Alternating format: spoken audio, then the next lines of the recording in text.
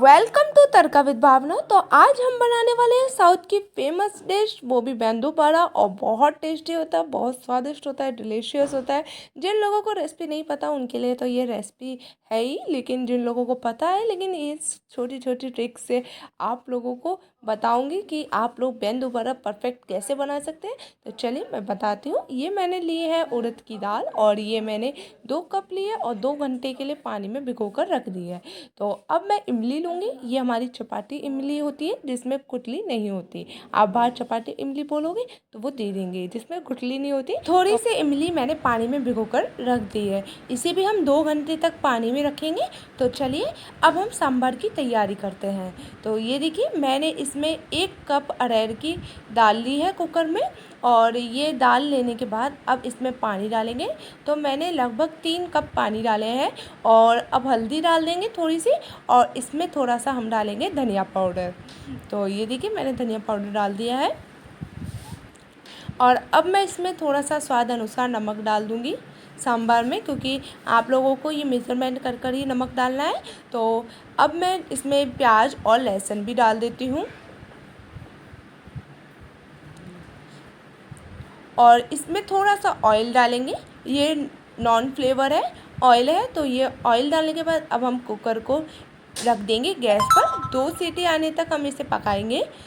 तो चलिए, हमारी जो मेंदू वड़ा की दाल थी, उड़द दाल, उसे हमें भिगोए हुए 2 घंटे हो चुके हैं।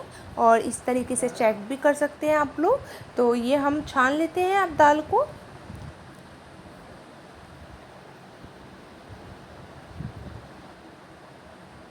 और अब हम इसे मिक्सर में डालेंगे और इसे पीसेंगे। इसे दरदरा नहीं, महीन पीसना है, बिल्कुल महीन पीसना है। और इस तरीके से पीसने के बाद फिक्स कर लेंगे और फिक्सर की हेल्प से इसे फेंटेंगे।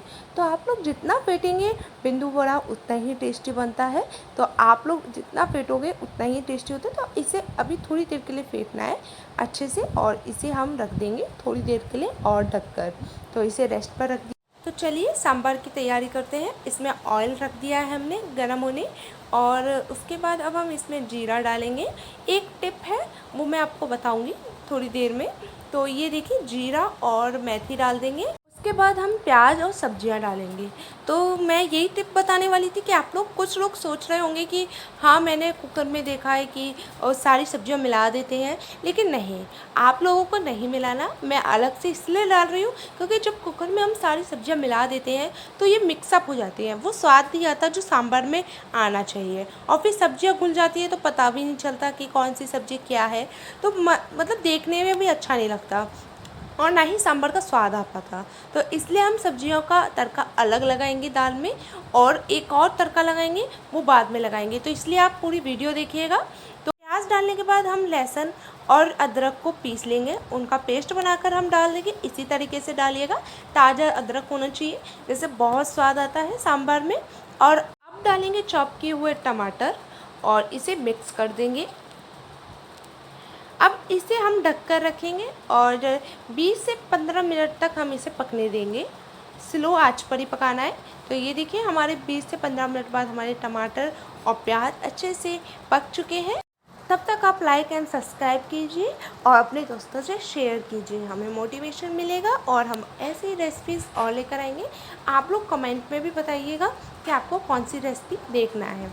तो अब हम इसमें 1 चम्मच डालेंगे हल्दी, 2 चम्मच डालेंगे हम धनिया पाउडर, और अब इसमें 1 चम्मच डालेंगे लाल मिर्च पाउडर। और डालने के बाद हम इसे अच्छी तरीके से मिक्स कर देंगे। अब हम इसमें डालेंगे हम ये कटी हुई लौकी डालेंगे, और चॉप की हुई हम डालेंगे इसमें मिर्चें। तो ये 3-4 लाल मिर्च और हरी मिर्च है, तो इसे भी चॉप की हुई डाल देना है और इसे मिक्स कर देंगे। तो यही स्वाद आता है इसमें कि आप लोग सब्जियां अलग से डालिएगा, इसमें अलग से सब्जियों का तड़का लगाइएगा, तो बहुत ज़्यादा टेस्टी सांभर बनती है। एक बार ज़रूर ट्राई कीजिएगा।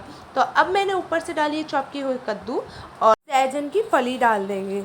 और काटने के बाद इसमें बहुत ज़्यादा विटामिन होती है, जो सहजन की फली होती है, ये आपको कहीं पर भी मिल जाएगी, और बहुत ज़्यादा विटामिन होती है। तो आप लोग चाहे तो इसमें सहजन की फली ज़्यादा भी डाल सकते हैं, और इसे अच्छी तरीके से मिक्स कर देंगे। तो अब हम डालेंगे इसमें भी स्वाद अनुसार नमक।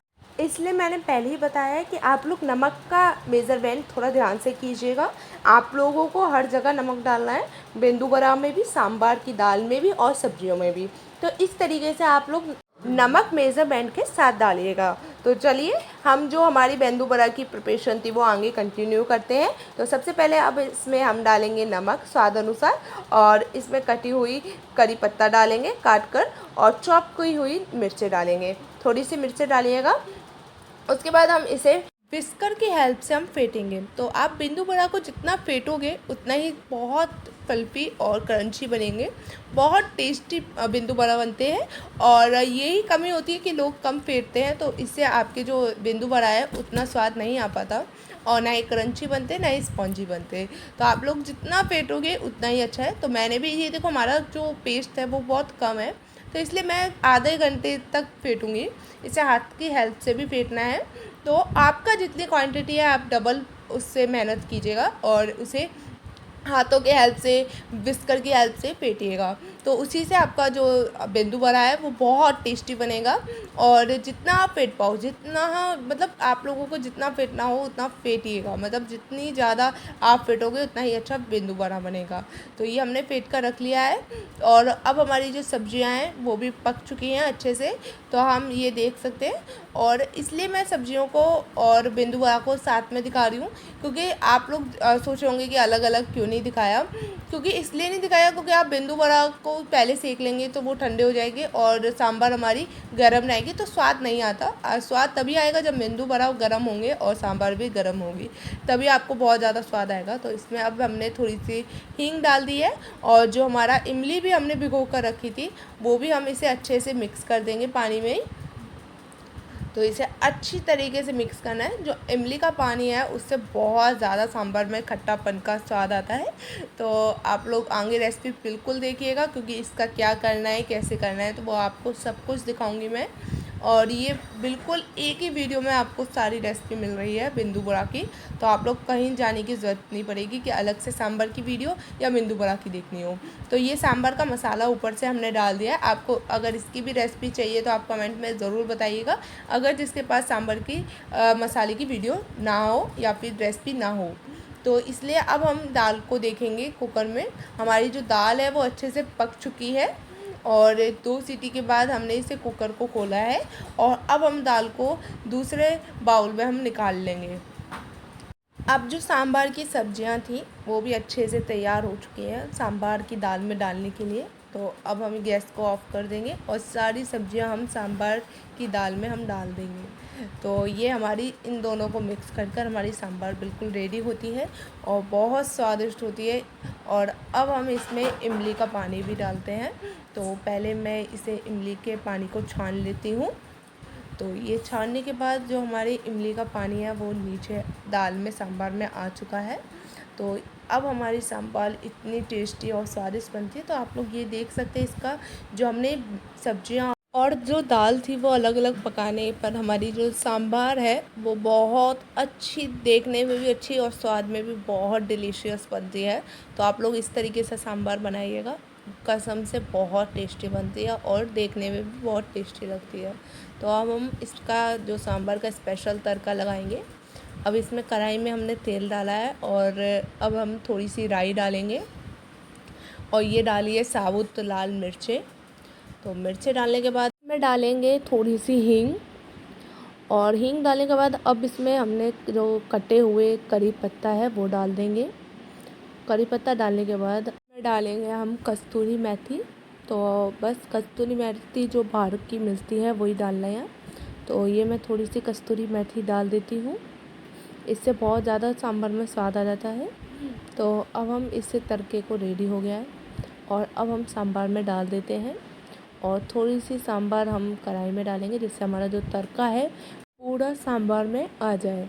तो ये हमने तड़का लगा दिया है, और हमारी सांभर साउथ इंडियन की सांभर यार बहुत टेस्टी बनती है। आप इसके साथ इडली डोसा कुछ भी बना कर खा सकते हैं।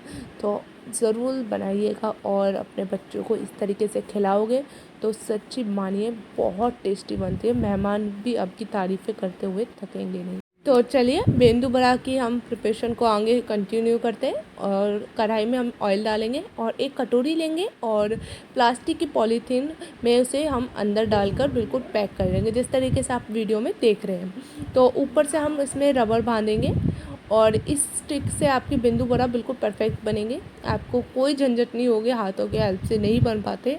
और ये ट्रिक बहुत आसान और सिंपल है। तो हम इसे अच्छे से जो कटोरी को पैक किया है और जो हमारी जो पॉलीथीन है वो टाइट है बिल्कुल। तो अब हम बेंदू बड़ा का पेस्ट लेंगे कटोरी के ऊपर और शेप देंगे, गोल शेप देंगे। जिस तरीके से बेंदू बड़ा बनते हैं उस तरीके से आप इसे शेप देकर बीच में होल कर कर इसे कढ़ाई में इस तरीके से डिप करेंगे तो बिल्कुल आराम से बन जाता है। और कुछ लोग कपड़ा यूज़ करते हैं, लेकिन कपड़ा ना यूज़ करके पॉलीथीन यूज़ कीजिएगा तो अच्छे से बन जाएंगे। तो ये इस तरीके से मैं सारे बेंदू बड़ा को बना लूँगी और इसे हाफ फ्राई करने हैं। यही टिप और ट्रिक आप लोग बेंदू बड़ा में यूज़ करेंगे तो आप लोगों के बेंदू बड़ा बिल्कुल बाहर जैसे बनेंगे।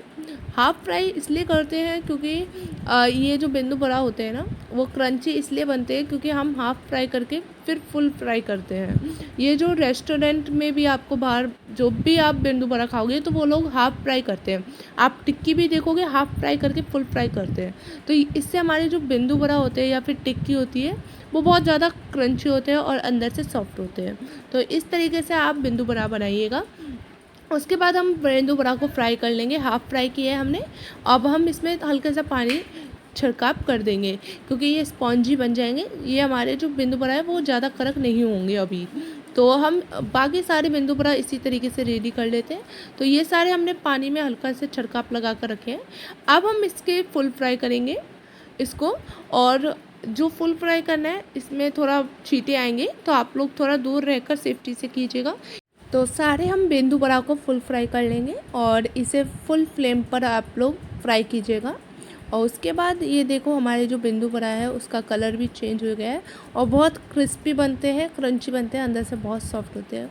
मैंने जब खाए थे बेंदू बड़ा, मैंने बाहर के तो नहीं खाए क्योंकि मुझे पसंद भी नहीं है बाहर के।